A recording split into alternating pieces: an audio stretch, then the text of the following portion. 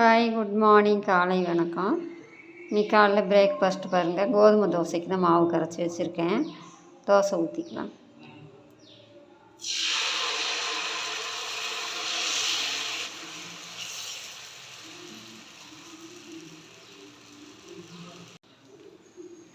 இன்றைக்கி பாருங்கள் ரொம்ப மோடமாக இருக்குது. 2 நாளாக கொஞ்சம் வெயில் அடிச்சிச்சு.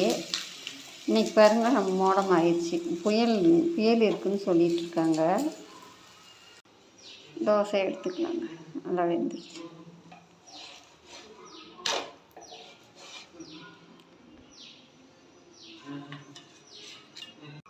காலைல பிரேக்ஃபாஸ்ட் தோசையும் பாருங்க தக்காளி சட்னி தாங்க அரைச்சிருக்கேன்.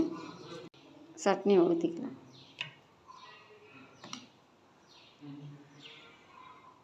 இந்த மழை மோடத்துக்கு சுட சுட கோதுமை தோசை, தக்காளி வெங்காயம் பூண்டு வச்சு வதக்காமல் பச்சையாக அரைச்சிருக்கேன்.